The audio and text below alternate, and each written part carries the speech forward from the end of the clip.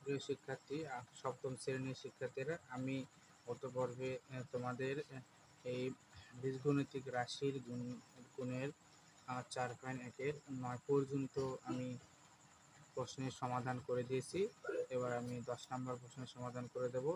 10 নম্বর প্রশ্নে এখানে দেওয়া আছে 5x² - 4xy গুণন 9x² y²।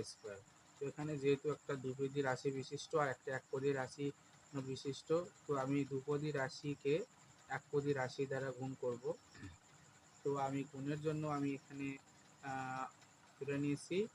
এখানে আমাদের প্রথম কাজটি হবে, যেটা আমাদের প্রথম কাজ, সেটা হচ্ছে এই 9 দ্বারা 9x² দ্বারা একবার 5x² গুণ হবে, আবার 9x² দ্বারা একবার 4xy গুণ হবে। তো আমি প্রথমে আগে 5x² গুণ করে দেখি। 5 9 গুণন 5, তো 5 গুণন 9 5 নং 45।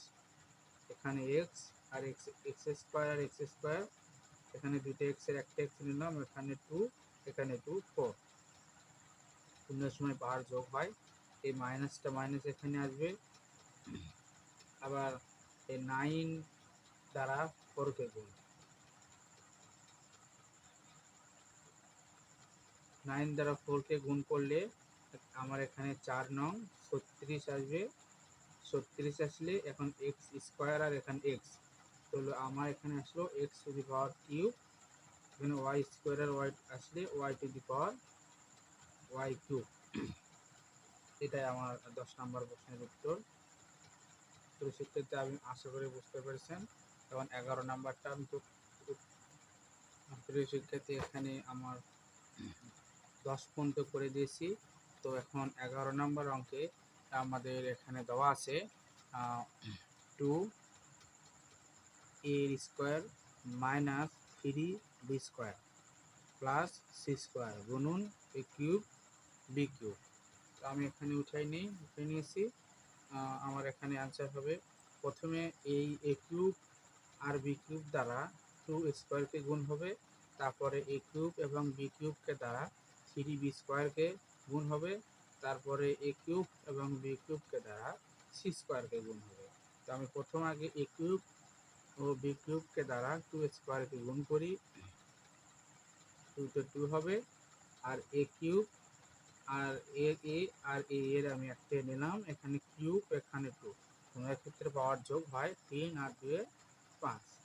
এখানে b³ আছে, এখানে b³ আসবে, এখানে মাইনাস মাইনাস, আবার 3 আছে, এখানে 3 আসবে, এখানে a³ আসবে, এখানে b³ আর b² আমি একটা b নিলাম, একটু বড় করে নিই। হ্যাঁ, এখানে b এর উপরে কিউব আর এখানে স্কোয়ার, তো 3 আর 2 5, তারপর এখানে প্লাস প্লাস আসবে। এখন এই a³ b³ দ্বারা c² কে গুণ করলে আমার আসতেছে a³ b³ c²। এটা আমার 11 নাম্বার অঙ্কের অ্যান্সার। তো শিক্ষার্থী, আমি এখন 12 নম্বর অঙ্ক আমি তোমাদেরকে করে দিচ্ছি। অঙ্ক নাম্বার 12 নাম্বার এখানে আমার বলতেছে, এখানে x³ - y³ + 3xyz গুণন x⁴ আর y। তো আমি এখন এই 12 নম্বর অঙ্কটা উঠাই নিই। শিক্ষার্থী, আমি 12 নম্বর অঙ্কে এখানে উঠাই নিয়েছি। তো 12 নম্বর অঙ্কে এখানে উঠে নিয়েছি a³ - y³ + 3xyz কে আমি x⁴ এবং y দ্বারা গুণ করব। প্রথম আগে আমার গুণের কাজ হবে x⁴ y দ্বারা একককে গুণ। তাহলে আমার একককে গুণ করলে আসতেছে a³ x⁴, এখানে মাইনাস x⁴ এর পর এখানে y আছে, হ্যাঁ y আসবে, তারপর আবার মাইনাস, আবার x⁴ দ্বারা x⁴y দ্বারা ওয়াই কিউবকে গুণ হবে। তো ওয়াই কিউবকে গুণ করতে হলে আমার এক্স টু দি পাওয়ার 4 এখানে আসবে, তারপরে এখানে একটা ওয়াই, এখানে ওয়াই, আমি একটা ওয়াই নিলাম, মনে মনে এখানে উপরে একটা 1 আছে, এখানে 3, তো গুণের ক্ষেত্রে বার যোগ হয়, তাহলে এখানে 3 আর এখানে মনে মনে 1, তাহলে 3 আর 1 4, এখানে আমার প্লাস প্লাস চিহ্ন আসবে। এখন আবার X to the power 4 Y দ্বারা গুণ হবে 3xyz কে, একটু বড় করে নিলাম এখানে। তো 3xyz কে গুণ করলে আমার এখানে 3 আসবে, এখানে কিছু নাই, মানে 1 আছে, সে 3 এবং 1 কে আমরা 3,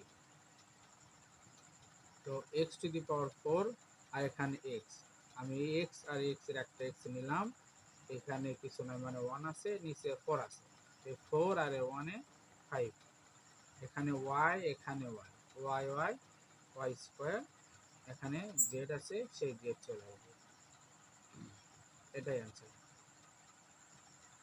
তো শিক্ষার্থী, আমি এ পর্বে আমি তোমাদের এই এখান থেকে 9 এই পর্ব থেকে আমি তোমাদেরকে 10, 11 এবং 12 নম্বর অঙ্কের সমাধান করে দিয়েছি। তোমরা যারা বুঝতে পারছো তারা অবশ্যই অঙ্কের সমাধান করতে পারবে, আর না বুঝতে পারলে তাহলে আমার ভিডিওটি আবার পুনরায় দেখুন, তাহলে আমার বিশ্বাস আপনি বুঝতে পারবেন।